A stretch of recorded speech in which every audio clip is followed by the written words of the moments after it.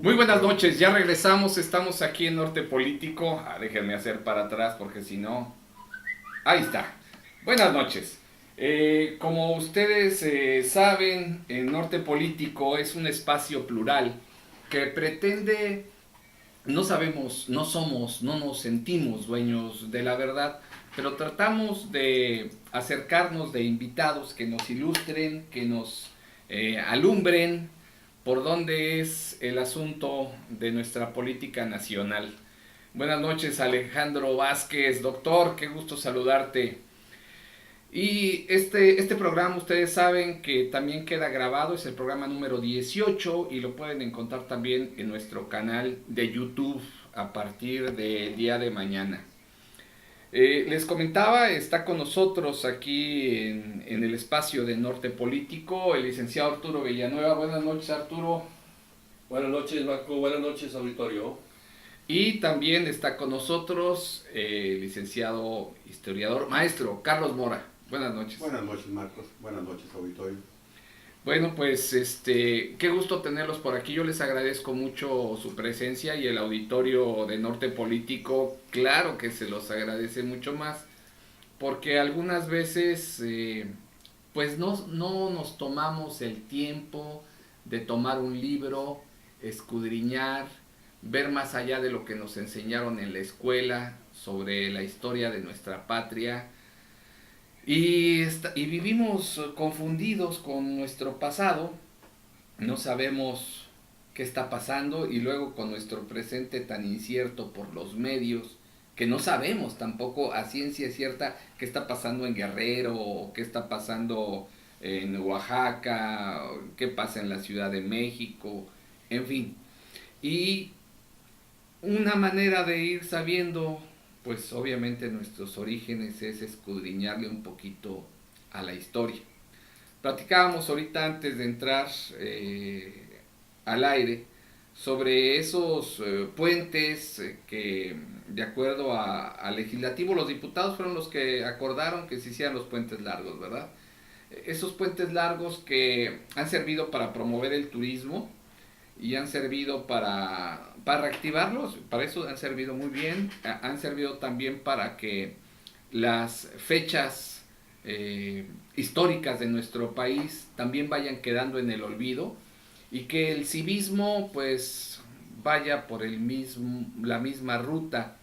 Hace pues unas semanas la gente estaba más interesada y hasta viendo el sospechosismo, se me hace que ese puente del 5 de febrero es más para apoyar el Super Bowl, porque siempre cae en esa fecha, que lo que pasó el 5 de febrero, que mucha gente a lo mejor se le olvida que es el aniversario de la Constitución del 17.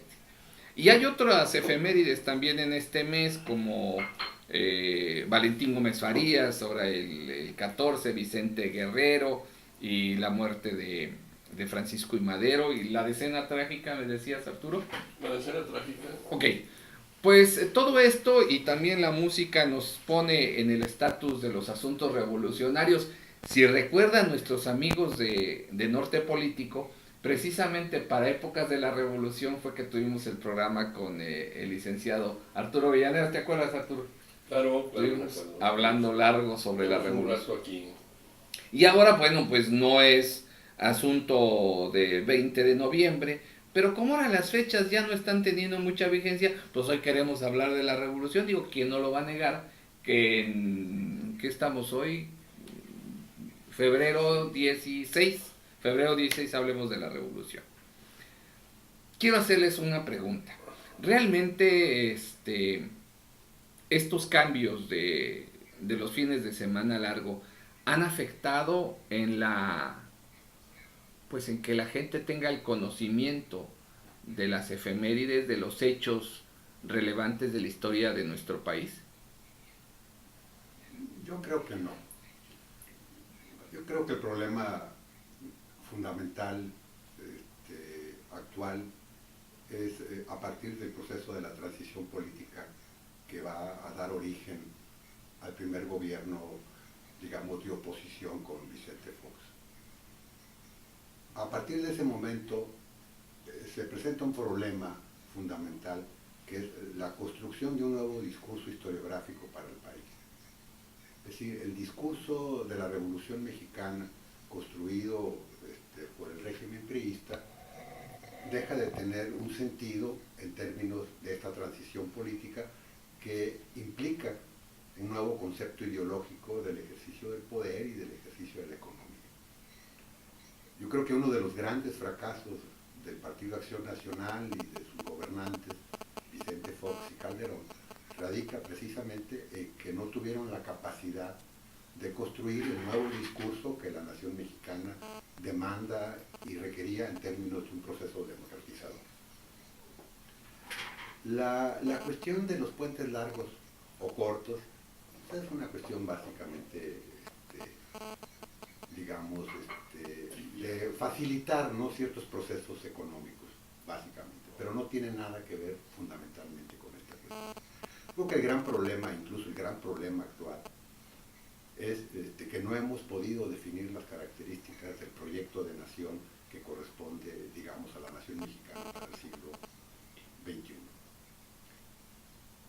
Y si hacemos una revisión del pasado y tomando como base la fecha de febrero de 1913, o sea, nos puede ayudar a comprender de alguna manera las características del tiempo que estamos viviendo en la actualidad.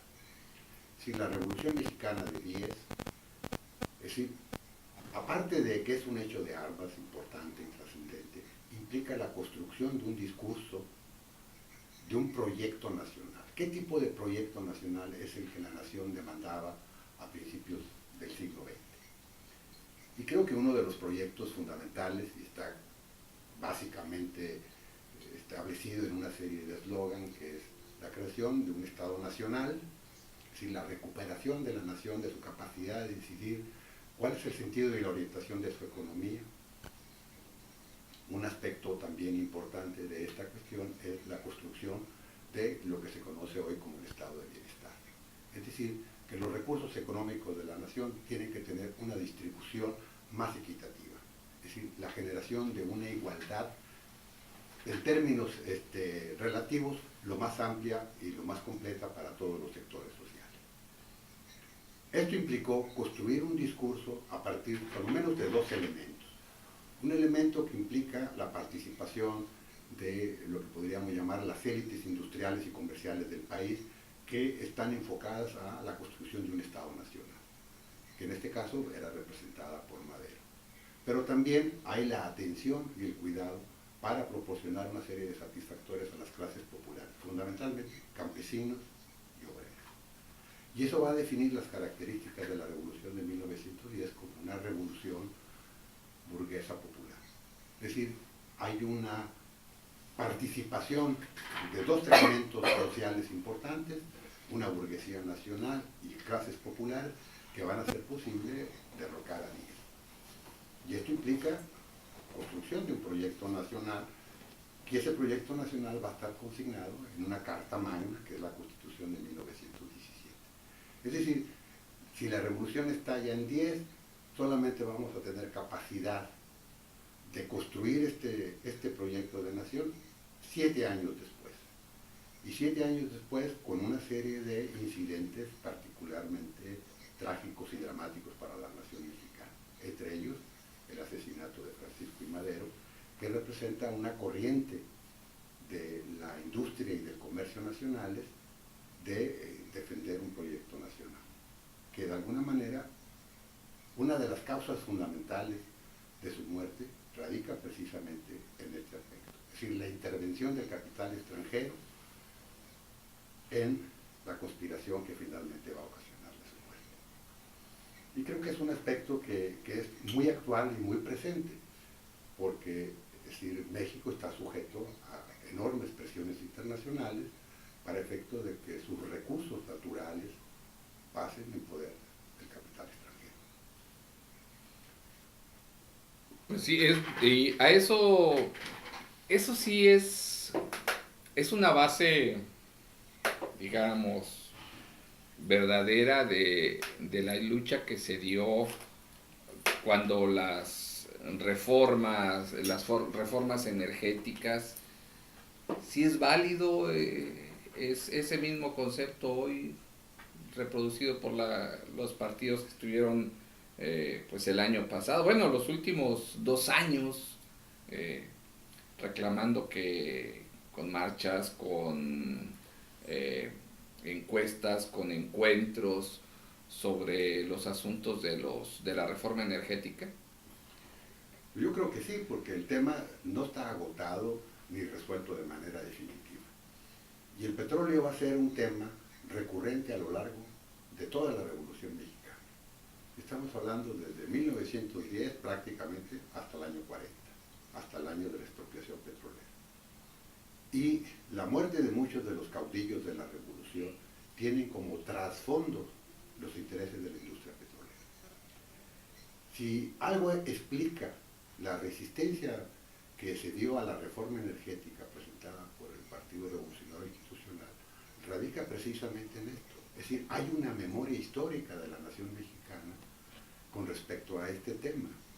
Es decir, son temas particularmente intrincados en la memoria colectiva de esta nación que tienen plena conciencia de que el petróleo es algo importante y fundamental para el desarrollo independiente de la nación mexicana. Y saben que en el momento en que el petróleo sea enajenado y que sea administrado por el capital extranjero, esa autonomía va a perderse. Y uno de los grandes problemas, cuando menos en términos financieros, que se viven actualmente, están fundamentalmente vinculados con el petróleo. La baja del petróleo tiene ahorita en estos momentos sumido al país en una depresión económica. Es decir, este país se desarrolló en los últimos 100 años, por mencionar una fecha muy general, ¿verdad? Pero es a partir de 1940, fundamentalmente con los recursos de la industria petrolera. Y este es un tema que va a estar presente con Madero.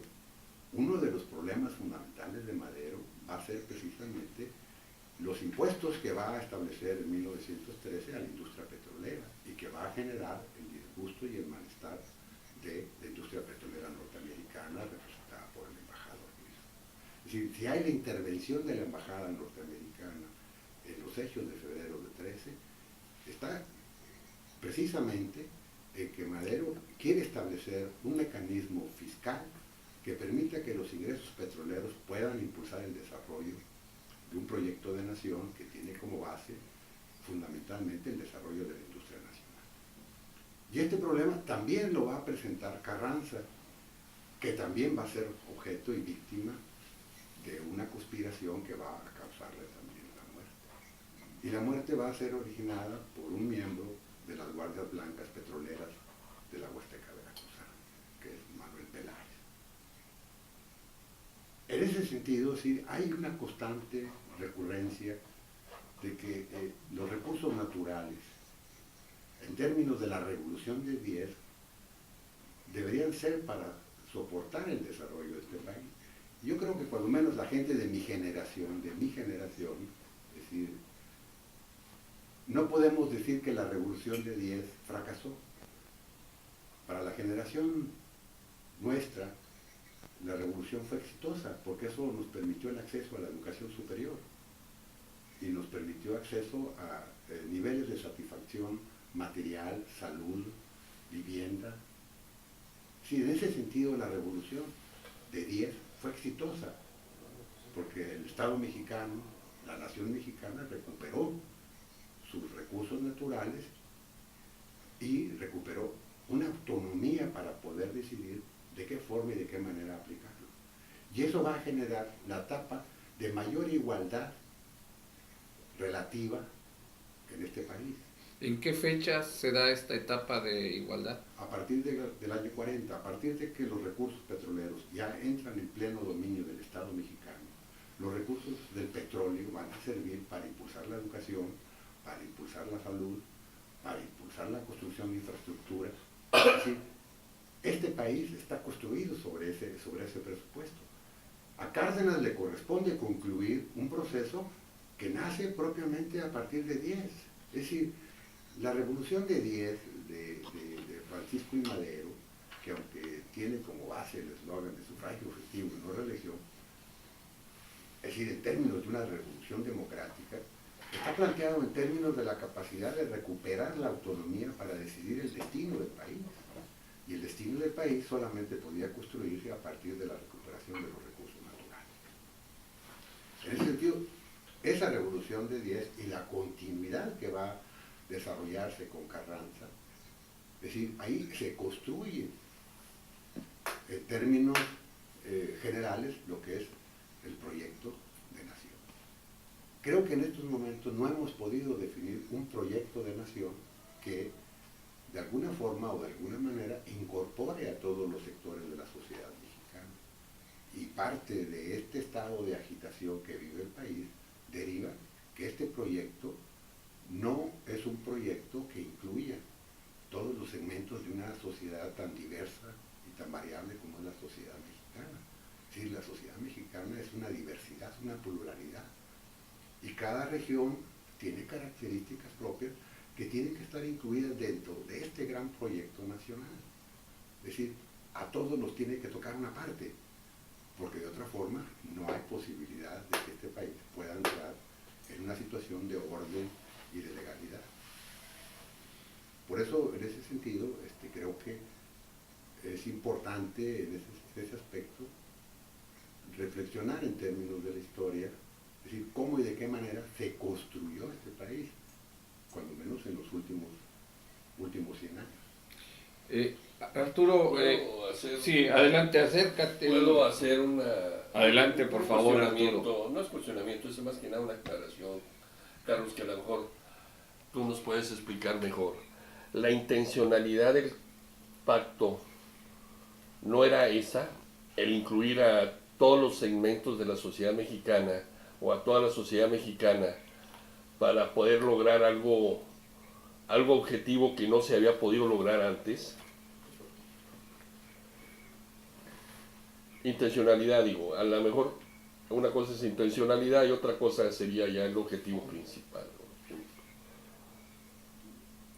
Sí, es posible que el Pacto por México haya pretendido tal cosa, pero tal cosa hubiera demandado no una serie de reformas parciales, limitadas, como es el caso específico que se dieron, sino que esa reforma hubiera planteado necesariamente la construcción de un nuevo marco constitucional, que de hecho es una de las cuestiones que ha estado demandado, cuando menos en ciertos sectores intelectuales del país, demandan la necesidad de que se tiene que construir una nueva constitución, es decir, tiene que haber un nuevo pacto.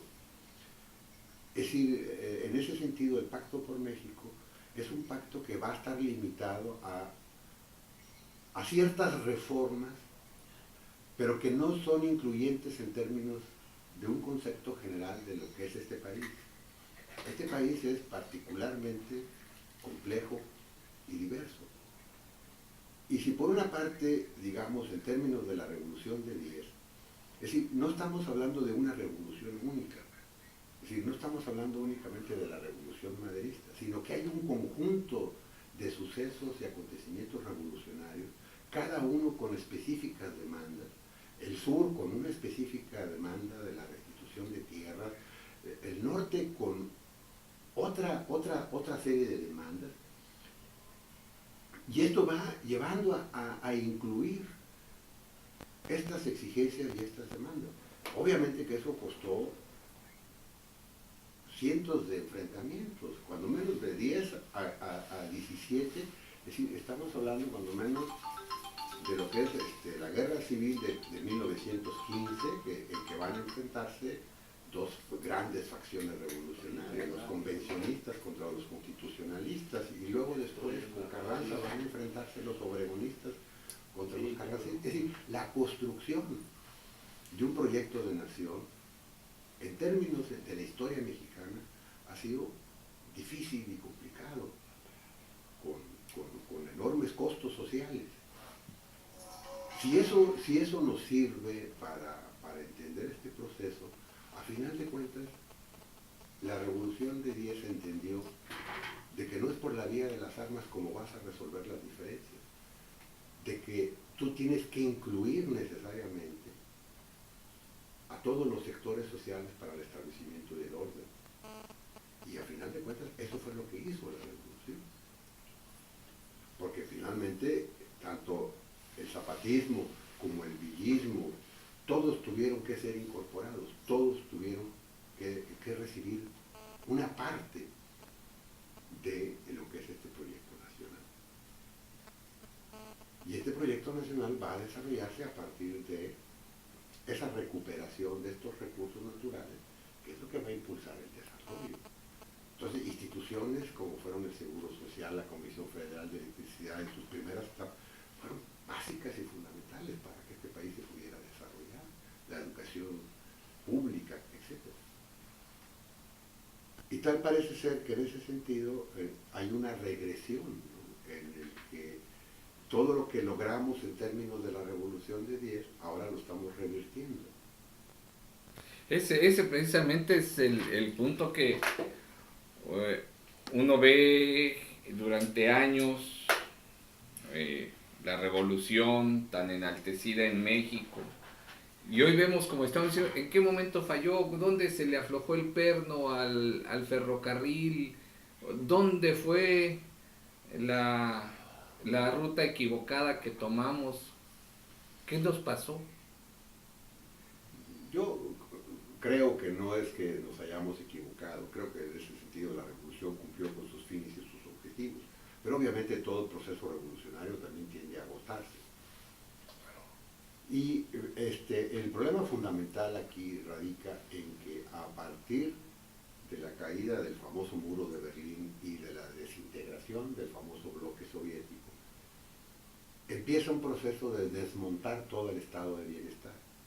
Todo el estado de bienestar que va a crearse a partir de la Primera Guerra Mundial y hasta, digamos, hasta los años 80, que es un modelo, digamos, que va a estar vigente prácticamente en todo el mundo occidental, empieza a desmontarse. Entonces, todos los beneficios que se obtuvieron, tanto por los sectores campesinos como por los obreros, empieza a desmontarse, porque el sector financiero estima que ya no hay enemigo enfrente, así ya no hay que cuidarnos de la Unión Soviética, ya no hay que cuidarnos de nadie, pues ya ganamos y entonces ahora Vamos a crecer. Vamos a crecer y vamos a quitarles a quienes les dimos ciertos satisfactores esos beneficios. Y se empieza a desmontar toda esa estructura de lo que es el famoso estado de bienestar y surge lo que hoy conocemos como el neoliberalismo, ¿no? Es decir, nuevamente hay una exaltación a la propiedad privada, hay una exaltación hacia el egoísmo, hay una exaltación hacia las ambiciones personales, y que es lo que actualmente estamos viviendo. Eso es un fenómeno mundial, y ese fenómeno tiene sus efectos y sus repercusiones en México. Entonces es algo con lo que no podemos tener una vacuna contra eso que sucede para... No hay una vacuna, pero sí hay mecanismos que establecen hasta qué punto tú puedes afectar este estado de bienestar. Y hay países que han administrado mejor su proceso de desmontar las estructuras del estado de bienestar. Aquí uno de los problemas posibles es que el Tratado de Libre Comercio, firmado por Carlos Salinas de Gortari, viene a arrasar con toda la estructura de la industria nacional. Y eso va a generar una catástrofe que hasta actualmente estamos viviendo. Es decir, se desmontó prácticamente sin condición alguna la estructura de la industria nacional, la estructura del comercio nacional, la estructura de la agricultura nacional, se entregó prácticamente al capital extranjero. Y esa situación ha generado un proceso de fracturación de la sociedad mexicana. Prácticamente en ese sentido, vamos, hay dos Méxicos, un México minoritario que es beneficiado con todo este modelo transnacional y un México que quedó totalmente marginado de todos los beneficios. Esa existencia de dos países, pues es lo que nos tiene enfrentados. Sí, eso nos dice claro los enfrentamientos y polarizaciones de izquierdas, derechas, es que tú eres esto, en fin, eso. Y eso también nos tiene más amarrados y sin posibilidad de avanzar, Arturo. Bien, si todo esto es lo que está pasando ahorita en el país, es consecuencia, estoy de acuerdo con Carlos en lo que dice de la desaparición de los bloques soviéticos que de una manera u otra nos permitían poner una cara enfrente de lo que era el capital extranjero, porque nos podíamos refugiar hacia ellos y el capital extranjero temía que eso pasara. Cuando esto desaparece, esto queda muerto, se desmantela el Estado mexicano se empieza a desmantelar con la venta de todas sus propiedades, su iniciativa, sus propias empresas. Hablamos de Altos Hornos de México, estamos hablando de muchas otras empresas que tuvieron ellos y que empezaron a pasar a manos particulares.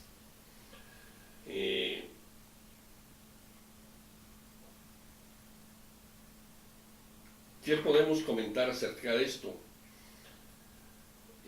¿O cuál es la alternativa actual del país? ¿El seguir por la vía en que estamos ahorita?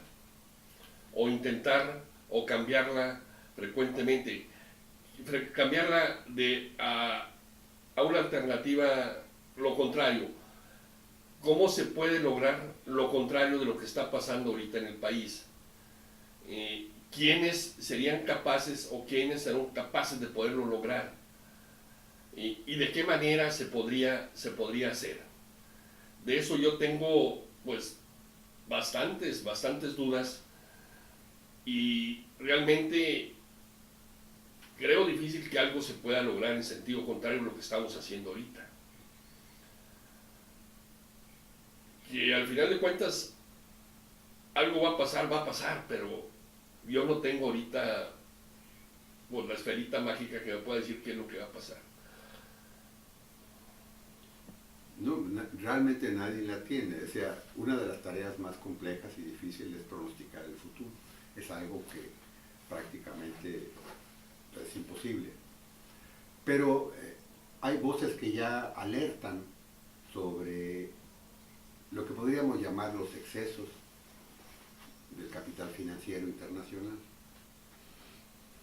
Hay un texto ahorita muy importante que está causando, digamos, conmoción en los medios intelectuales, que es un libro de un economista francés, Thomas Piketty, que es El capitalismo en el siglo XXI.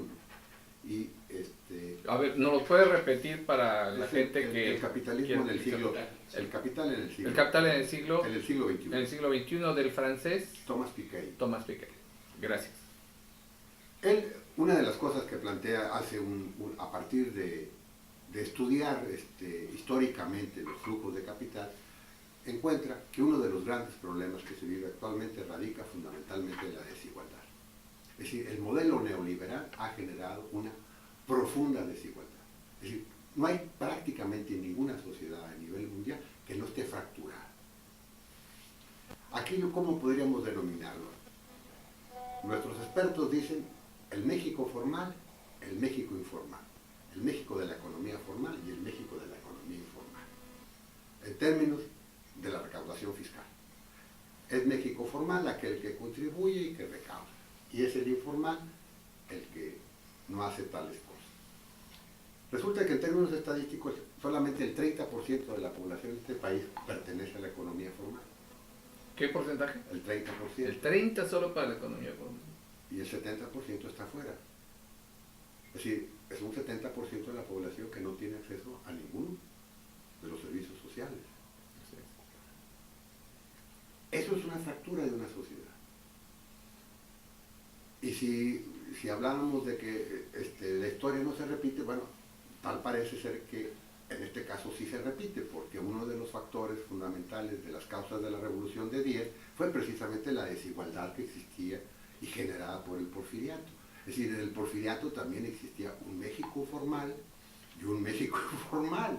¿Y en qué porcentaje habría igual? Pues más o menos a niveles parecidos. ¿Sí?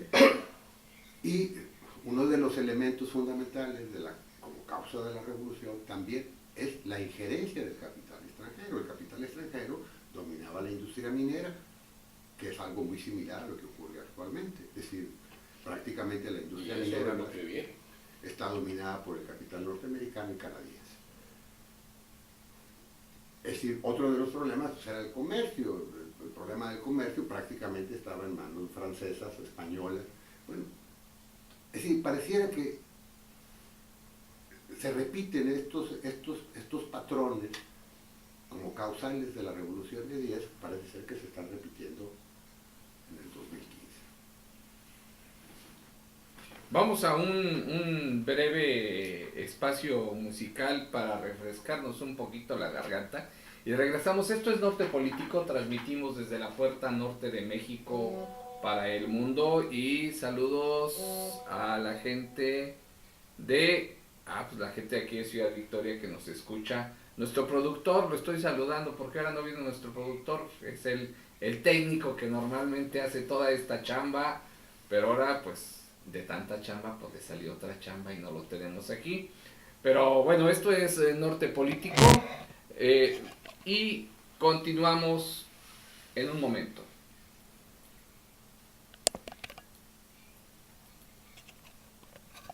Por gusto estamos aquí de regreso. Perdón, es que estaba batallando un poquito con la parte de la grabación del programa. Ya saben que quien no lo ha escuchado completo, recomiéndenle que escuche este programa. Queda grabado ahí en nuestro canal de YouTube de Norte Político. De hecho, yo soy uno de los que lo escucha porque soy fan de mi programa.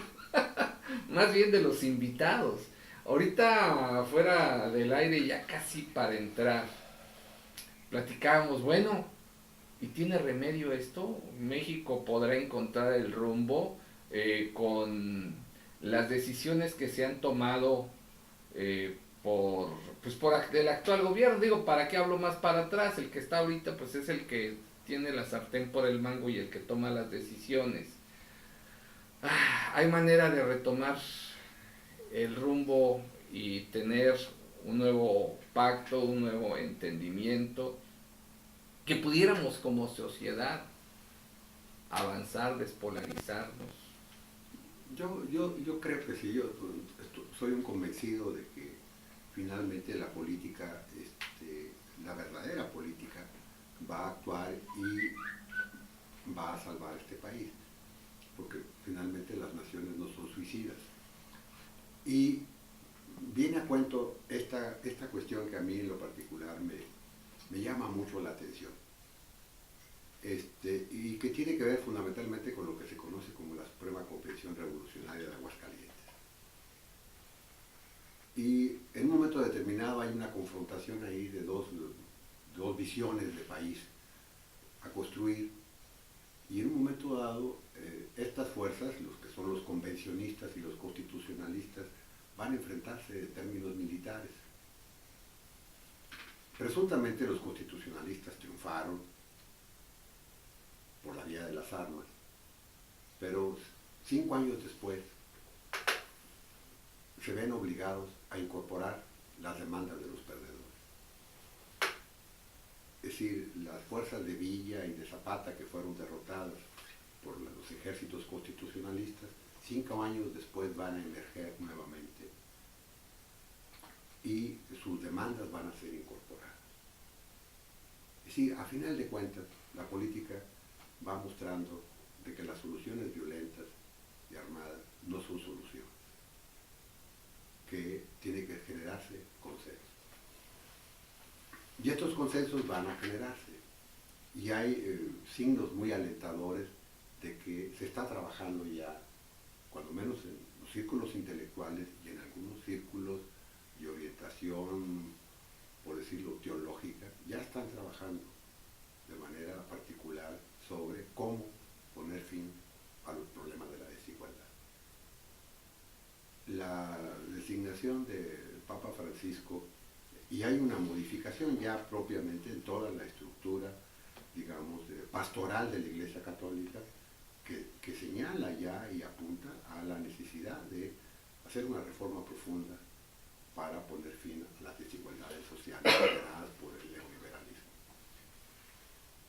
esto, de alguna manera, habría que retroceder 100 años atrás, y con el Papa Leo XIII y la encíclica Rerum Novarum. Es decir, con la encíclica Rerum Novarum va a ponerse también un alto a lo que fue el liberalismo decimonónico. Y la encíclica va a plantear la necesidad de establecer otros equilibrios en la distribución de la riqueza. Y lo que está planteando este economista francés, en términos de la construcción de una doctrina, también es exactamente lo mismo. Si no se modifican los esquemas de distribución, entonces se crean situaciones de lo que podríamos llamar una violencia revolucionaria. Y eso tendrá que ir cambiando, tendrá que irse modificando y tendrán que irse buscando otros mecanismos que puedan ayudar a resolver el problema. Y uno de los problemas fundamentales, cuando menos en términos de la doctrina liberal, es básicamente la reforma fiscal. Y la reforma fiscal significa que quien más ingresa tiene que contribuir en mayor medida a la generación del producto. Y se están dando algunos signos alentadores. Por ejemplo, esta investigación que acaba de darse con el banco HSBC suizo, en el que se da a conocer quienes en un momento dado sustrajeron capitales y evadieron fiscalmente, es parte de esto. Es decir, no son eventos de casualidad. Es decir, tiene que haber acciones muy puntuales para recuperar cierta capacidad del Estado en la solución de los problemas. Y eso solamente puede ser a través de estos mecanismos que vayan generando una mayor igualdad, digamos, sin restricción de las libertades tradicionales del liberalismo. O sea que así como pues el freno a la revolución, sea cuando empezó el Tratado de Libre Comercio aquí para México, o lo que nos comentabas de la caída del muro de Berlín, toda esa revolución de los 80s, así como nos influyó al país negativamente, esta nueva ola, esta nueva corriente nos va a favorecer en la misma medida o... Pues debiera de favorecernos, ¿verdad? Una de las cosas que ya está claras para todo el mundo, creo que es la necesidad de un Estado fuerte, un Estado capaz. A diferencia de la doctrina neoliberal que pregonaba que el Estado debería ser un Estado mínimo, que es uno de los efectos, digamos, nefastos de esta doctrina, en el que el Estado va minimizándose y consecuentemente va quedando imposibilitado para cumplir tareas fundamentales. Una cosa que empieza a quedar clara es que el Estado debe ser fuerte, es decir, fuerte y capaz para resolver las cuestiones básicas y fundamentales de una sociedad, entre otras, el orden, la aplicación de la ley y una función esencial, la distribución de la riqueza. El Estado, aparte de la función de proporcionar seguridad y orden, aplicación de la ley, es responsable de la distribución de la riqueza. Y la distribución de la riqueza en un Estado liberal se da fundamentalmente a través de mecanismos fiscales. Y obviamente a través de los programas que derivan de esta capacidad del Estado a través de la recaudación, que se debe de traducirse en hospitales, en escuelas y en otra serie de servicios. Entonces, una parte importante de lo que va a estar sujeto a debate, cuando menos en términos de este proceso electoral, y de ahí la importancia que todo el mundo le da a este proceso electoral, es cómo y de qué manera va a conformarse la Cámara. ¿Qué tipo de fuerzas son las que lo van a integrar?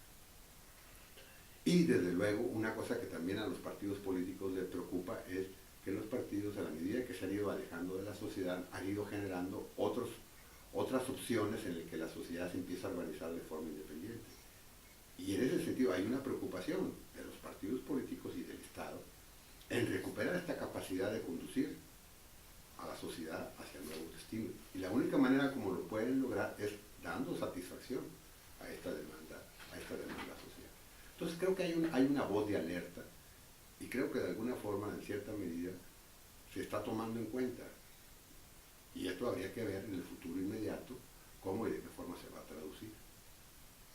ese sentido, incluso el gobierno mexicano considera que esta elección intermedia prácticamente es como si fuera un plebiscito. Es decir, Así es, sí. sí, Sí, y eso, no se le vislumbra que le vaya a ir muy bien. bueno, pues es una prueba de que en términos de la formalidad jurídica, las reformas realizadas por el gobierno son legales, pero no son Claro. legítimas. Es decir, la legitimidad va a darse Sí, sí. a través de este proceso electoral. Es decir, al final toda norma jurídica se conforma de dos elementos. El elemento formal, que es emanado de órganos del Estado, pero un elemento fundamental de la validez de la norma es la legitimidad, que consiste fundamentalmente en la aceptación que la sociedad haga de esta norma. De otra forma, la norma podrá ser legal, pero no es aceptada, no es legítima. Y creo que esto es parte de lo que está ahorita sujeto a discusión y sobre todo a un proceso de decisión política. Es decir, hasta qué punto todo este conjunto de reformas que se han dado en estos últimos 2 años y medio va a cobrar una legitimidad. Es decir, verdaderamente las reformas han sido aceptadas por la sociedad. Yo creo que la integración del Congreso va a darnos una pauta en ese sentido. Como se conforme el Congreso y como reaccione el gobierno, bueno, podrá darnos algunas pistas de si estas cosas van a cambiar o no van a cambiar. Creo que todos esperamos como mexicanos que sí cambien porque vemos un panorama difícil en muchos ámbitos, en todos, en el económico, en lo social, la violencia, el odio entre nosotros como mexicanos, esas violencias que se ven en las calles que realmente son salvajes, todos contra todos y sin encontrar al enemigo y sin encontrar la solución. Pues sí, muchos queremos que efectivamente sí se den los cambios necesarios y sí se vislumbra que la voz del pueblo sea en contra de lo que ha decidido el gobierno, y llámese el gobierno legislativo, o sea, el ejecutivo, o sea, todo el aparato gubernamental, porque a veces que uno llama gobierno únicamente al ejecutivo y no a todos los demás. Y en un momento dado también los que los ponemos por obra u omisión. Y bueno, ¿qué nos dice don Arturo? Lo veo muy reflexivo. Estoy reflexionando sobre las palabras del compañero Carlos. Sí creo muy importante que la nueva conformación de la Cámara pueda reflejarnos algo de lo que pueda pasar o el signo de aprobación o no al actual sistema o a la actual política económica que se acaba de implementar. Este país requiere tomar un camino y que en ese camino podamos estar todos o poder tener la idea de poder apoyarlo todo. En otros países del mundo, cuando uno gana y el otro pierde, los apoyos se siguen dando, se le dan al ganador, a pesar del otro. En este país generalmente no pasa eso. Creo que lo que venga o que nos dé la idea de cómo salga la próxima Cámara es como debe definir la acción de todos y cada uno de nosotros los mexicanos. ¿Cómo vaya a ser? Pues como dijimos hace rato, no lo sabemos. Vamos a ver, creo que va a ser algo que nos va a tener que definir, porque no creo que tengamos más oportunidades. Esta cosa esta política implementada, si funciona, tiene que funcionar para todos, como dice Carlos.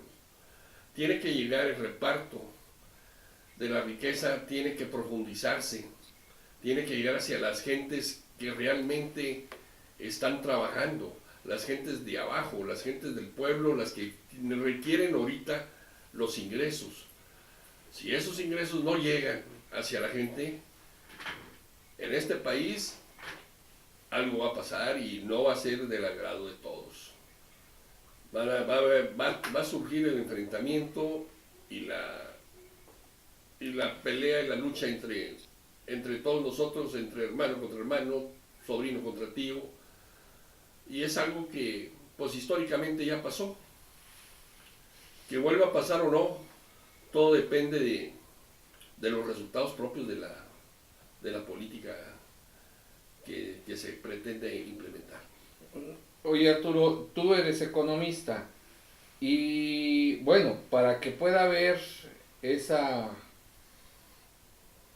perdóname el término, utópica repartición de la riqueza que ayude a nuestros demás paisanos, ¿por dónde? ¿Cómo? Si se supiera ya lo hubiera dicho a fe. Volvemos.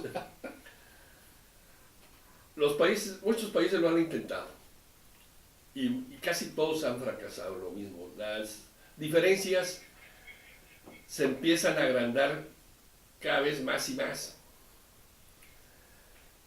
El Capital en el siglo XXI de Tomás Piketty es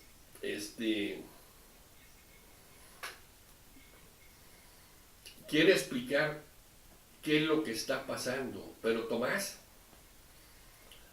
no da solución al problema que está pasando, explica lo que está pasando y advierte, pero no propone solución en sí, nomás advierte. Y eso nos quedamos pensando, o sea, ¿qué es lo que tenemos que hacer para que esta cosa cambie? Para que esa desigualdad no se profundice, sino que se acorte. No quiero decir que la desigualdad deje de insistir, va a seguir insistiendo, pero que esta sea más corta. Que las gentes tengan los ingresos suficientes ¿para qué? Pues para el estudio, para la alimentación, para su vestido, para poder tener casa propia, para poder tener sus ratos de placer y diversión. En los años 50 y 60 fueron los años en los que la clase media creció en México, la clase media creció en forma enorme y fue bastante positiva y cada vez más alejado se veían de la desigualdad que en aquel tiempo existía, que existía antes de la revolución, perdón. A ver, Carlos, ¿existe la posibilidad de que conociéndonos a los mexicanos así como nación, que podamos tener la capacidad, la honestidad de poder administrar bien los recursos de esa reforma fiscal? O sea, yo estoy hablando de la gente que quede en el gobierno, para que pueda permear a las clases, no como una dádiva, como lo que tradicionalmente se ha hecho, pues, darle dinero simplemente a la gente, sino poder detonar procesos productivos para que haya un sostenimiento regular y puedan crecer. ¿Podemos como personas los mexicanos ayudarnos en ese sentido o nos va a ganar el egoísmo? Y no nada más gobierno, sino también empresarios, trabajadores, todos. ¿Cómo lo ves en ese sentido? Mira, a mí me gustaría aclarar un punto que acabas de tocar. en el que de forma recurrente siempre se hace referencia a que no es solución dar limosna a los pobres. Pero sin embargo, cuando se da a los ricos, la opinión es distinta. Entonces, por ejemplo, a Televisa le dieron una limosna de 40,000 millones de pesos de condonación de impuestos. Y al respecto no dicen absolutamente nada. O sea, si el Estado le condona a una empresa el pago de un impuesto, ¿de qué estaríamos hablando en este caso? ¿Cómo le podríamos denominar? ¿Es decir, el impulso a la economía? ¿Es un populismo inverso? Es decir, constituye una conmoción cerebral cuando le entregan a un pobre una despensa de 200 pesos. Pero si le entregan a una empresa una condonación de impuestos... No es muy válido y de sobrevivencia para ellos. Entonces, aquí de lo que se trata fundamentalmente... El punto es rescatarlos para que permanezcan, puedan crecer. El punto fundamental aquí radica en el que si tú aplicas una reforma fiscal, entonces los 2,000 millones de pesos que tú le estás condonando a Televisa, pues tú los vas a aplicar en salud pública, los vas a aplicar en educación, los vas a aplicar en una serie de mecanismos para el desarrollo nacional. Y consecuentemente esto va a generar posibilidades enormes para la gente. Mira, ahora, la forma como acostumbramos, digamos, menospreciar al mexicano, pues resulta que el mexicano es muy exitoso en Estados Unidos, y es muy exitoso en Canadá, y es muy exitoso en todas partes del mundo a donde va. ¿Cuál es la razón por la que el mexicano tiene éxito en Estados Unidos? ¿O cuál es la razón por la que tiene éxito en Canadá? ¿Disciplina? Es el mismo mexicano. ¿Disciplina? Pero, pues es el mismo, no creo que... Sí. O sea, no que, salvo que al cruzar la frontera sufra una transformación. Bueno, a veces sí se ponen el cinturón. No, yo creo que tiene que ver con ciertos mecanismos, que son mecanismos que están vigentes y que están contenidos en lo que de alguna manera ha sido un reclamo recurrente en los últimos tiempos, que es el famoso Sistema Nacional Anticorrupción. Yo creo que una parte fundamental de la incapacidad del desarrollo del mexicano promedio es un sistema corrupto, que no le permite poder desarrollarse. Un mexicano en condiciones verdaderamente de competencia, de libertad, es un mexicano que se desarrolla y tiene éxito. Sus capacidades son iguales a las de cualquier otro ser del mundo. Yo no le veo limitación alguna. Yo las limitaciones las veo con un sistema que de alguna manera inhibe que ciertas capacidades puedas desarrollarlas. Es decir, hay toda una serie de mecanismos que están establecidos para que tú no te puedas desarrollar y beneficiar en cambio a otros sectores. Entonces yo creo que una parte importante del problema político nacional radica en eso. Primero, o sea, tienes que establecer reglas nuevas y claras sobre el comportamiento que debe de tener la sociedad. Y una parte importante tiene que transitar, por una parte, en términos del proceso electoral. Es decir, en los últimos años hemos hecho cuando menos unas 20 reformas al sistema electoral. ¿Por qué? Porque el sistema electoral no es confiable. Es decir, no hay una verdadera competencia electoral.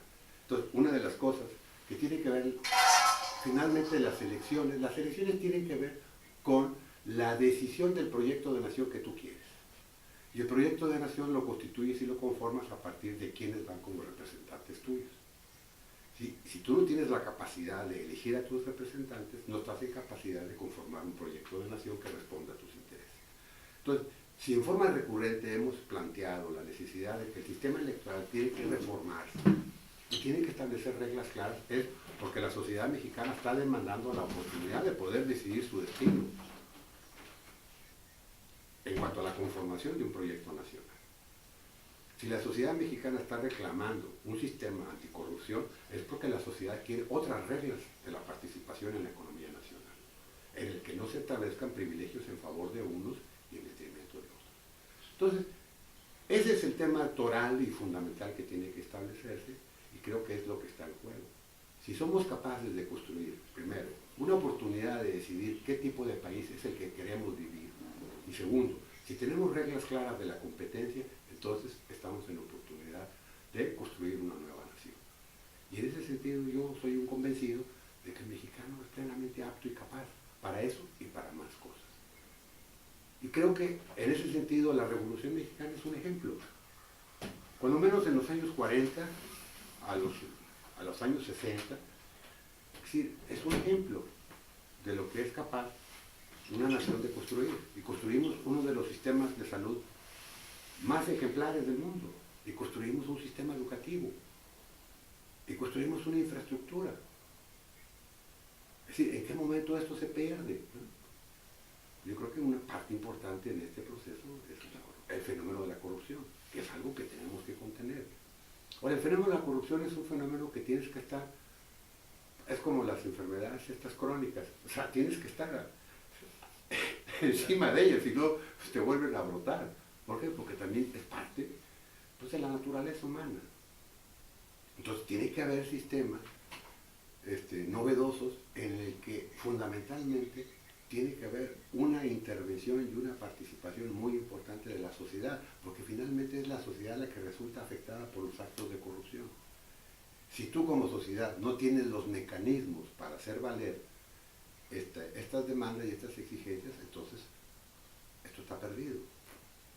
Entonces, en ese sentido, bueno, yo creo que en ese sentido las iniciativas apuntan a una mayor participación de la sociedad. Sí, la sociedad mexicana tiene que democratizarse, y tiene que democratizarse desde las bases. Y hablar desde las bases implica desde las escuelas, desde los centros de salud. Es decir, ¿qué es finalmente la democracia cotidiana, la democracia de todos los días? Que es, desgraciadamente, a la que menos acceso tenemos. Y ahí también vienen dentro de esta democracia de donde surge, hablas de las escuelas, también en las familias, en los padres. ¿Cómo trabajar los padres en esto? Pues yo creo que cada familia tiene un sistema democrático, ¿no? Es decir, finalmente hay toma de decisiones en una familia.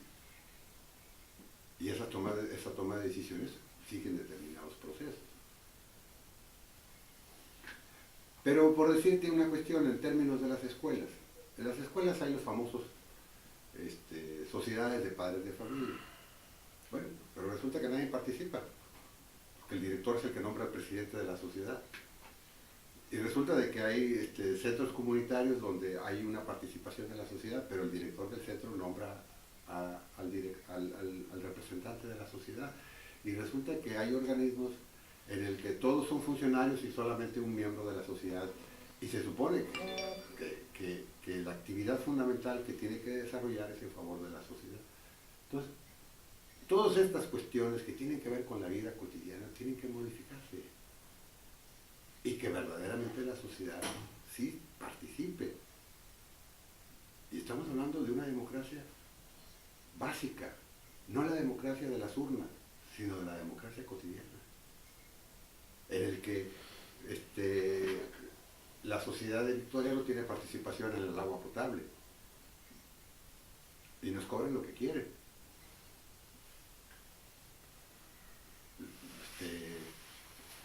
Y no sabemos finalmente los términos de las urbanidades, en el que los colonos, de repente un día nos aparece un Oxxo a un lado de nuestra casa, porque el ayuntamiento tomó la decisión sin consultarnos a nosotros. Llegaron al precio. No, cambiaron el uso del suelo, pues, simplemente, y nadie sabe cómo lo cambiaron. Pero tiene que ver con nosotros, con nuestra vida. Entonces nuestras colonias, nuestros centros habitacionales, de repente alguien tiene la ocurrencia de poner en la casa una cantina y te pone una cantina, o te quiere poner un restaurante y te pone un restaurante. O sea, y son cuestiones que tienen que ver con la democracia cotidiana, con la democracia del día a día, que finalmente nosotros vivimos en una comunidad. Aquí resulta que en Victoria el 80% de los regidores son del Club Campestre. ¿Hay sesión? Hay sesión. Sesión a los sábados, no invitan. Qué disco. Entonces creo que tiene que ver con estos procesos, no solamente con el proceso en sí de concurrir a urnas y votar por un representante que después deja de serlo, porque resulta que no es vinculante. Es decir, el voto que tú das a favor de un candidato a diputado federal no es vinculante. Él puede hacer lo que le da su gana después de que obtiene la representación. Y no hay forma como tú, como ciudadano, le puedas exigir a él una conducta determinada. Se hablaba que para estos, poderles dar una reelección, que eso los sometería de alguna manera, me parece... No, ese no es, no. El tema toral y fundamental es la revocación de mandato. Tú te comprometes con un distrito a tener un determinado comportamiento. Y ese comportamiento está consignado en lo que es la plataforma electoral, que tú estás obligado a registrar en el órgano electoral. Pero resulta que tú no cumples con eso. Porque tú vas y votas una cosa totalmente distinta.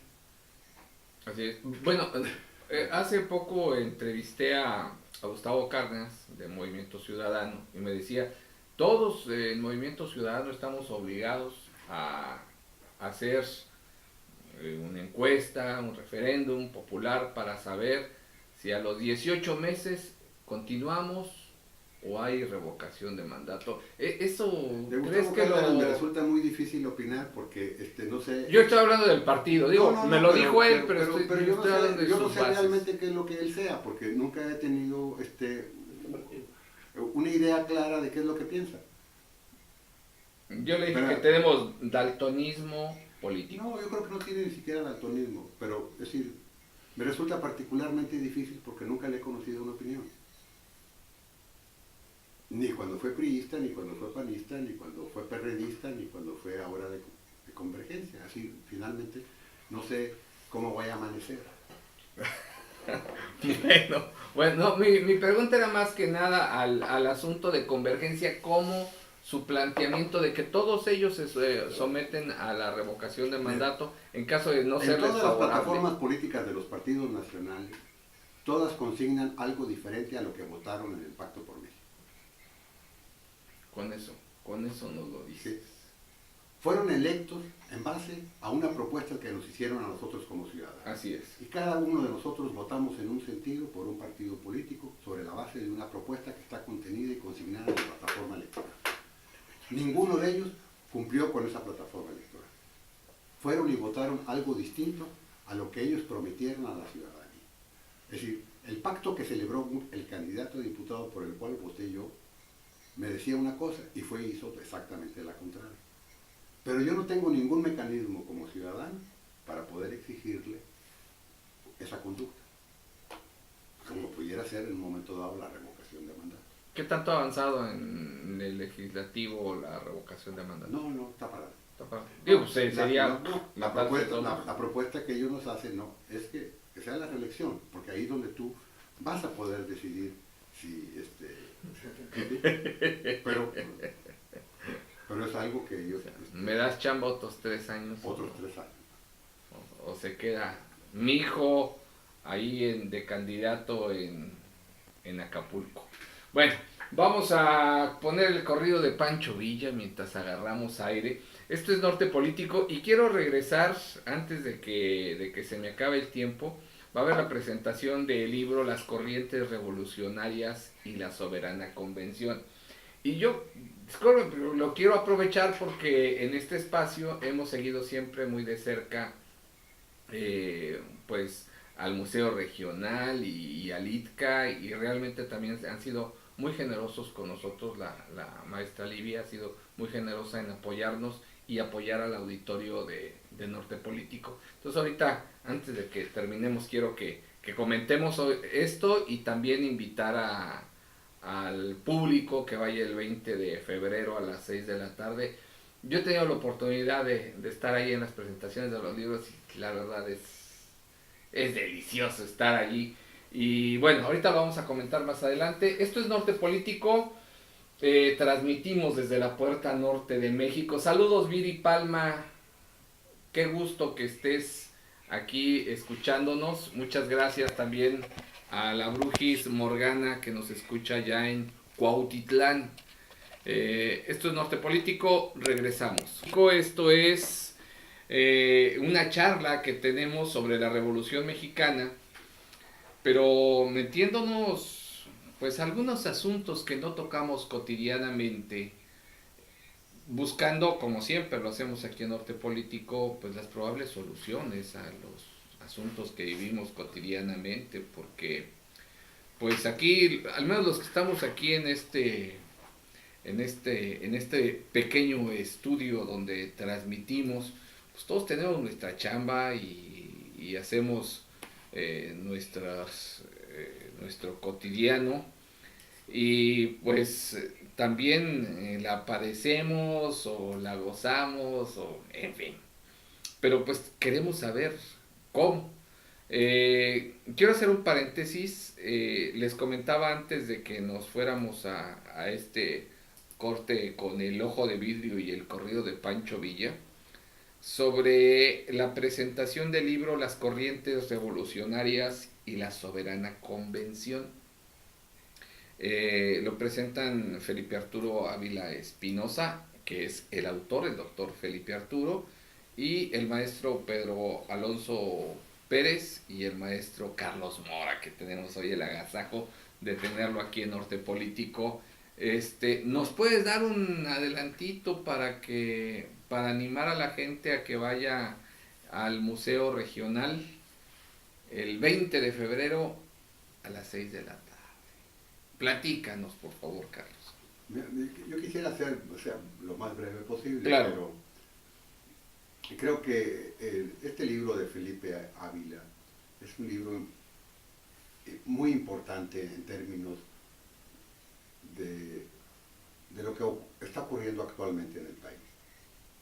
Porque la Suprema Convención de Aguascalientes constituye el primer gran esfuerzo de la Revolución Mexicana después de la derrota de Victoriano Huerta para la construcción de lo que hemos estado platicando, de lo que es el proyecto nacional. Entonces, lo que hace Felipe Ávila es, primero, analizar cómo y de qué manera va a conformarse el proceso revolucionario.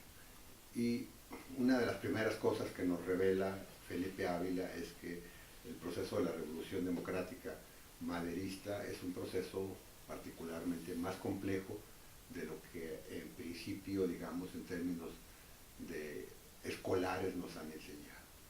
Es decir, la Revolución Democrática de 1910 es un conjunto de revoluciones y va a expresar la diversidad de lo que este país es. Y va a confrontar necesariamente lo que es la visión del sur, que es expresada fundamentalmente por los zapatistas, pero también va a expresar una visión que tiene que ver con el noroeste del país, que son los estados de Sonora y Sinaloa, y desde luego una parte importante que es la que corresponde a Chihuahua, que va a expresar también otra corriente de opinión, y finalmente una cuarta, que es lo que podríamos llamar el carrancismo, que son los estados del noreste, Coahuila, Nuevo León y Tamaulipas. En ese sentido, lo que Felipe Ávila va a hacer es cómo cuatro diversas corrientes políticas que conforman un ideario revolucionario, es decir, en cuanto que tenían como enemigo común a Victoriano Huerta, cada una de ellas está planteando un propio proyecto político de nación. Y cómo estas cuatro corrientes van a confrontarse y van a tratar de construir este proyecto. Uno de los efectos de esta soberana convención es que esta soberana convención fracasa, es decir, no logra articular esta diversidad de proyectos que conformaron la Revolución de 10. Si tenían como, digamos, como enemigo común o objetivo común la derrota de Porfirio Díaz, logran ese fin, logran este objetivo, pero al final de cuentas no logran conformar este proyecto nacional y van a confrontarse violentamente, que va a dar origen a lo que se conoce como la Guerra Civil de 1915-1916.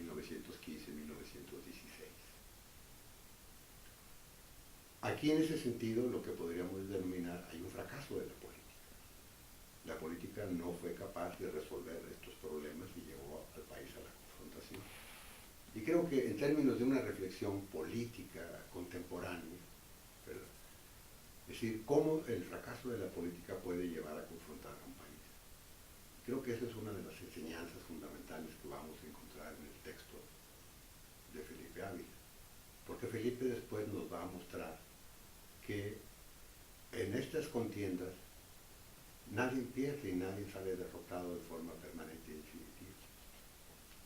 Y años después, en 1920, estos proyectos de las facciones que fueron derrotadas en la guerra civil van a emerger y van a conformar el ideario político de este país.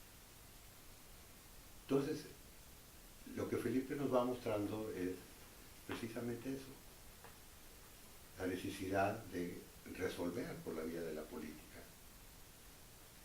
la construcción de este proyecto nacional. Y que a final de cuentas la mejor forma de hacerlo es que todos tenemos que ceder en algunos aspectos fundamentales para poder lograr finalmente lo que es el orden y la paz. Entonces, a partir de esta búsqueda del pasado, en realidad lo que Felipe hace es una reflexión sobre el presente. Y presentándonos el ejemplo de la Soberana Convención de Aguascalientes, nos muestra pues una ruta o un camino que se debe de seguir para solucionar los problemas contemporáneos, que es la discusión, el diálogo, la política. Y que nadie tiene que ganar y nadie tiene que perder, sino que tenemos que buscar los equilibrios, los medios justos para que todos salgamos beneficiados. Y en eso hace este recorrido, y esta es una de sus grandes conclusiones, en el que construir un país implica eso, hacer concesiones políticas. Me decía un amigo mutuo, que ahorita no lo voy a mencionar, yo le digo don Politicón, dice, las guerras empiezan por las malas reparticiones y las buenas damas. ¿Será? No lo creo en esos términos, realmente. El problema en este país es que este país es muy diverso, es complicado este país, porque a nosotros nos sorprende muchísimo, por ejemplo, el estado, digamos, de rebelión que se está viviendo en el sur del país.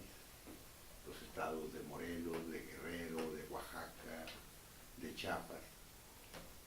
Vemos una actitud de la sociedad más combativa, y vemos en los estados norteños más pasivos, ¿no? ¿Realmente estamos viviendo mundos distintos? Como para que hay un estado prácticamente de insurrección social en Michoacán, en Guerrero, en Oaxaca. ¿Qué acaso no estamos padeciendo los efectos, digamos, generales de la política? ¿Por qué unos reaccionan de una manera y otros no? Esto fue parte de la revolución de 1910 y de la del 13. Es decir, de alguna manera Zapata va a expresar, digamos, los sentimientos y las aspiraciones del sur de México. Villa, Carranza, Obregón, las aspiraciones de las zonas norteñas del país. Y esto tiene que ver a que hay una base social diferente. Es decir, todos somos mexicanos, pero todos tenemos, digamos, raíces diferentes. Y ahí radica una dificultad importante en la construcción de este proyecto. Y una de las cosas que va a resultar después de la Soberana Convención de Aguascalientes es que va a haber un reconocimiento a esa diversidad. Y una parte importante de lo que se va a construir durante el obregonismo, precisamente, es la incorporación de todas las demandas del zapatismo. Y va a haber un tratamiento especial del Estado mexicano revolucionario a estas cuestiones y a estos temas. Y uno de los aspectos fundamentales es la famosa institución de los ejidos. Es decir, hay un alma colectiva en los pueblos del sur distinta a lo que pudiera ser en los estados norteños. Es decir, la base social que conforma a estos pueblos y la base social que conforma a los pueblos del norte es distinta. Tenemos distintas aspiraciones. Y consecuentemente hay que construir un proyecto que equilibre estas diferencias, que son válidas. Y una de las cosas que tú puedes observar, por ejemplo, en el caso europeo y particularmente en España, por ejemplo, los afanes independentistas de Cataluña expresan Sí, esto. Es así decir, es. hay un concepto de nación, pero hay diferencias. Y estas Sí. diferencias tienes que tomarlas y tienes que aceptarlas y tienes que asumirlas. Y tienes que buscar un punto de equilibrio. Entonces, un aspecto que está polarizando la vida política española es que la constitución de la transición española no se reformó después. No se hizo un nuevo proceso de adaptación a los ámbitos regionales. Bueno, esto es parte de lo que habría que considerar en el caso mexicano. Hay unos estados del sur que requieren otro tratamiento. Los españoles fueron más inteligentes que nosotros en ese sentido y creo que no hemos aprendido de esa experiencia. Los españoles dividieron este país en el país de los indios y en el país de los criollos. Ellos entendieron que había dos naciones y que había que conjuntarlas y crearon un conjunto de normas especiales protectoras para estos núcleos indígenas. Ahora que hablas de la diferencia en las regiones y aterrizándolo particularmente aquí en Tamaulipas, aquí la revolución, ¿cómo se vivió? No es, digo, de aquí no fue Pancho Villa, o sea, los más sonados y publicados héroes revolucionarios, no, de Tamaulipas no se mencionan a nivel nacional. ¿Qué podemos hablar de la revolución en Tamaulipas? Una parte importante de la revolución de Tamaulipas es que está oculta y que consecuentemente hay que trabajar en ella para revisarla. Y hay una corriente historiográfica en el que empieza a reivindicar, ¿no?, el papel que va a tener el noreste, tanto en la Revolución Democrática del 10 como en la Revolución Constitucionalista del 15. Y un trabajo importante en ese sentido es el trabajo que hizo Pedro Salmerón, que se llama Los Carrancistas, que presentó precisamente en el Museo Regional de Historia hace aproximadamente un año. Es uno de los primeros trabajos historiográficos en el que se empieza a revisar cuál es el papel que va a tener la revolución, tanto de 10 como de 15, en el Estado. Y cada vez se van encontrando elementos que indican que Tamaulipas jugó un papel más importante que lo que la historiografía le reconoce. Porque habría que considerar también que una parte importante de la historiografía nacional va a ser construida fundamentalmente por los obregonistas. Es decir, a partir de 1910, con el plan de Agua Prieta, en el que el obregonismo va a tomar el control político del país, va a construirse una historiografía que va a exaltar la figura de Obregón como el elemento fundamental del triunfo de la revolución. Y consecuentemente el carrancismo y el maderismo, que tienen su origen y su asiento en el noreste, prácticamente van a pasar al olvido. Esta corriente historiográfica es la corriente que va a estar vigente prácticamente hasta nuestros días. Es decir, la historia oficial de la Revolución Mexicana fue construida por Obregón. Y consecuentemente se ha ido construyendo una serie de mitos en torno a figuras, por ejemplo, pues Madero es el ingenuo, Carranza es el terco. Pero realmente Madero fue ingenuo, Carranza fue terco. Realmente no es así. Entonces, estas partes se empiezan a construir. Entonces hay aspectos particularmente importantes que han permanecido ocultos. Por ejemplo, la estancia de Carranza en Tamaulipas.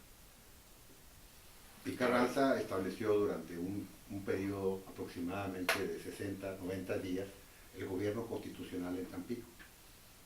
Y Carranza va a emitir ahí una de las primeras disposiciones importantes en términos de lo que va a ser Petróleos Mexicanos. Estando él en Tampico, crea la Comisión del Petróleo y pone al frente al general Mújica como encargado de la comisión. Y Mújica empieza a hacer los primeros estudios sobre lo que va a ser una potencial expropiación de la industria petrolera. Estamos hablando que eso lo hizo Carranza en 1915. Otro aspecto importante del papel que el Estado va a tener es que Carranza construye aquí lo que va a ser conocida como la doctrina Carranza. Y la doctrina Carranza es la esencia de la política exterior nacional mexicana. Y el discurso lo da precisamente en Matamoros. Es decir, él durante su gira por Tamaulipas, en Matamoros, va a dar a conocer este discurso. Y este discurso va a delinear lo que van a ser las características de la política nacionalista mexicana. Una parte importante de la construcción de la Revolución Mexicana se hizo sobre la base de lo que va a ser conocido como el Ejército del Noroeste. Y el Ejército del Noreste es comandado por el general Pablo González, y los centros donde se obtuvieron los recursos económicos para armar este ejército es Matamoros y Tampico. Las tropas del general González son las tropas que verdaderamente van a vencer a Villa. Es decir, las grandes batallas de Trinidad, de Irapuato, de Celaya, de León, fueron realizadas con tropas del noreste. O sea que es una parte que... Me dice, el libro me dice los carrancistas, los carrancistas De Pedro Salmerón. de Pedro Salmerón. ¿Lo encuentran? ¿Dónde pueden encontrar todavía? ¿Habrá Yo creo que aquí en la librería, algún ejemplar? en la librería aquí de Conaculta, de la que está en el Centro Cultural Tamaulipas, si no está ahí en existencia, ellos lo mandan pedir. Ahí en la librería de Conaculta. O sea que es algo muy recomendable para los tamaulipecos entender cuál fue nuestra participación. Sí, es muy importante porque una parte importante de lo que va a estar en juego en el país precisamente va a estar en Tamaulipas. Tamaulipas es a principios del siglo XX, es el centro petrolero nacional. Así es. Y si algo va a ser uno de los motivos fundamentales de la lucha precisamente revolucionaria, es precisamente ese recurso. Y eso es una constante en Carranza desde el año de 1914 y 15, ya está presente en Carranza. Carranza ya está diseñando un proyecto de desarrollo nacional y Carranza empieza a encontrar de que solamente el petróleo puede ser la base sustitutiva del capital extranjero.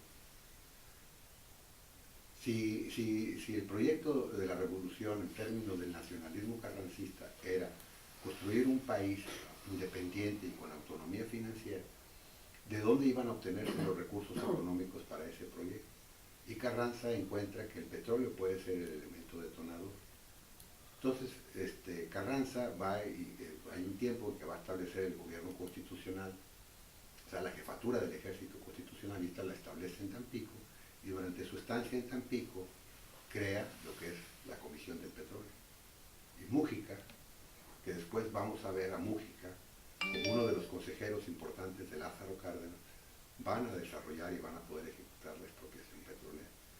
Pero Mújica construye parte de este proyecto, lo construye en Tampico en el año 15, a petición de Carranza.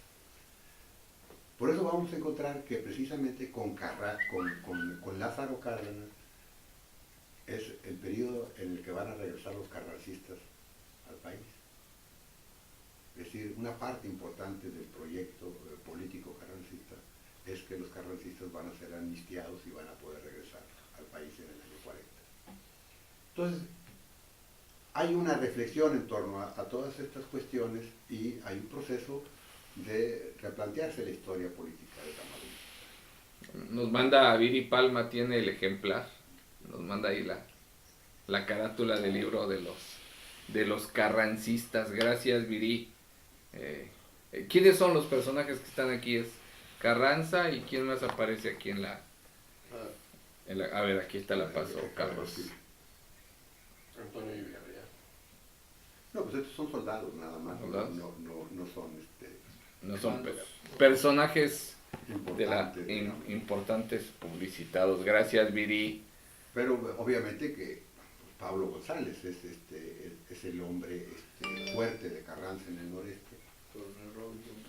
Va a ser un agente muy importante. Y desde luego en el caso de Caballero, Luis Caballero, Alberto Carrera Torres, o sea, de las gentes que van a estar involucradas con el carrancismo. Pero lo importante es que, bueno, hay este proceso, digamos, de revisión historiográfica sobre el papel que Tamaulipas va a tener.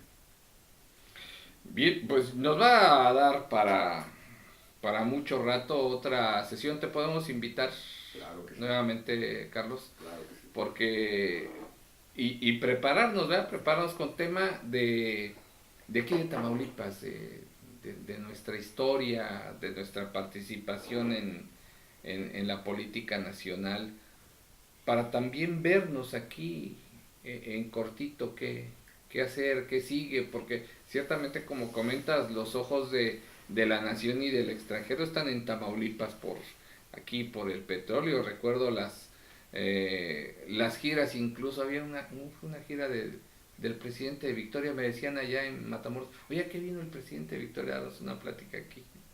No sabían por qué, pues es que se hace importante Matamoros y se crearon algunas asociaciones de gente que pues estaba detonando el comercio por el asunto del petróleo recientemente ahí en Matamoros. Vamos con un breve corte musical y regresamos a la conclusión de nuestro programa del día de hoy de Norte Político. Muchas gracias por su audiencia y ya saben que si no lo pescaron completo, lo pueden escuchar en nuestro canal de YouTube. Este es el programa 18 de Norte Político. Esto, para bien o para mal, es una consecuencia de aquel movimiento armado donde se perdieron miles de cientos de miles de personas, combatieron con las armas y nos dieron un país durante más de 60, 80 años de tranquilidad y de paz social, donde hubo un desarrollo económico durante un buen periodo y después se termina para vivir en una época de crisis frecuentes, de errores en la política económica, de errores en la aplicación de la política social, en la misma distribución de la riqueza, que es importantísima, que ha estado fallando últimamente y sigue fallando.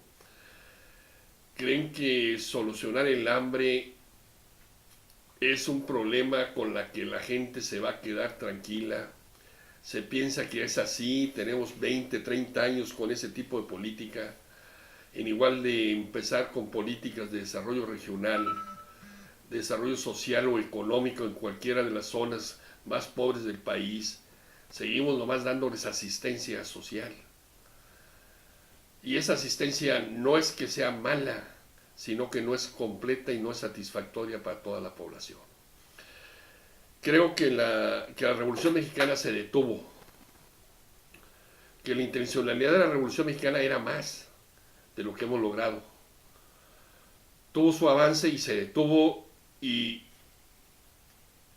no hemos hecho nada para mejorarla, y a la vez fuimos nosotros, los de la generación de, ahorita yo tengo 65 años, de mi generación, los que recibimos los mayores beneficios de esa revolución y los que menos hemos aportado para poder que haya seguido continuando.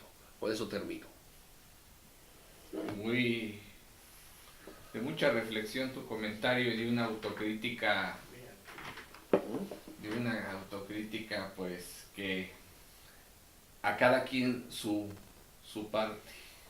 ¿Con qué nos quieres concluir, Carlos? Ahora sí, lo que pasa es que yo difiero un poco de lo que Arturo expresa, en el sentido de la revolución, digamos, perpetua o permanente, ¿no? La revolución es un suceso que cumple un fin determinado, que es cambiar una serie de estructuras políticas, económicas y sociales. Y creo que en ese sentido la revolución de 10 lo cumplió. Después hay una construcción de un discurso ideológico que es un discurso que tiene como fin legitimar al grupo político que obtuvo el triunfo revolucionario. Entonces ese grupo hizo la revolución permanente. Y eso nos lleva a pensar de que en un momento dado la revolución fracasó porque 20 años o 30 años después un gobierno fue desacertado en su manejo. No, la revolución en términos, para mí la revolución prácticamente concluye en cuanto a sus fines y propósitos en 1940 con Lázaro Cárdenas. Ahí ya se define ya la estructura política del país. Los fines que la revolución se planteó, ahí finalmente van a lograrse y van a consumarse. A partir de ese momento ya el país puede cobrar lo que podríamos llamar una autonomía relativa con relación al capital extranjero, puede plantearse su propio proyecto de desarrollo nacional y se fue desarrollando a lo largo. A veces tenemos la idea de que, es decir, hay una doctrina propia del positivismo, que es el sentido de que, es decir, siempre hay un proceso evolutivo y la historia no es necesariamente evolutiva, la historia también es regresiva. Es decir, hay etapas en que vas evolucionando y hay etapas en que hay regresiones. Ahorita quizás estemos viviendo una etapa regresiva en términos del desarrollo político nacional. Pero el problema fundamental creo que hay una limitación en las capacidades autonómicas del Estado mexicano. Creo que es una parte que tendrá que plantearse y tendrá que resolver. Es decir, muchos de los aspectos que tienen que ver con este país son decisiones que no se toman aquí, sino que se toman en los organismos económicos financieros internacionales, el Fondo Monetario Internacional, el Banco Mundial, y eso hace que la orientación que se le da al capital dificulta que tú puedas desarrollar un proyecto nacional. Otro problema importante que tenemos es un problema que ya no tenemos una banca propia y consecuentemente no tenemos el base para plantearnos un proyecto nacional. Entonces, ¿qué es lo que está ocurriendo? Que el país básicamente se transformó en un país exportador de materias primas. Y mientras estos sectores tengan satisfechos sus requerimientos, pues para ellos todo esto está maravillosamente bien. El otro sector, el otro segmento de la población es el que está marginado o está excluido de este proyecto. Creo que el problema principal aquí es, pues bueno, nuevamente retomar esto y entender que el país pues, es de todos, no es solamente del sector exportador. Entonces creo que habría que replantearnos esto y en ese sentido la Revolución de 10 pues, nos sirve para entender cómo y de qué manera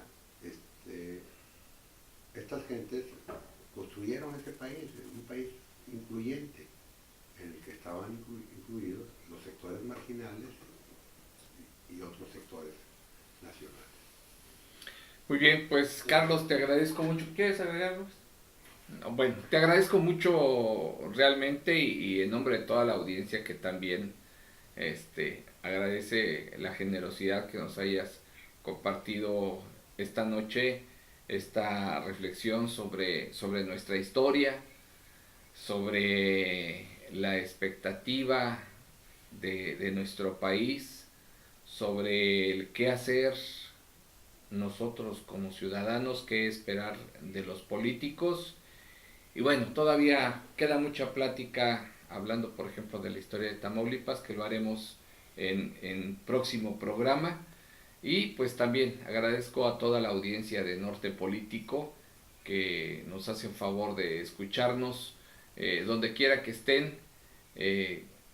Ya saben que este espacio plural intenta que tengamos pues mayor conciencia sobre nuestro presente y sobre nuestro pasado para que lo hagamos mejor. Que pasen muy buenas noches, los dejamos con un poco de música y ya saben que este programa número 18 lo encuentran en el canal de YouTube Norte Político 18 con las reflexiones del maestro Carlos Bora. Buenas noches.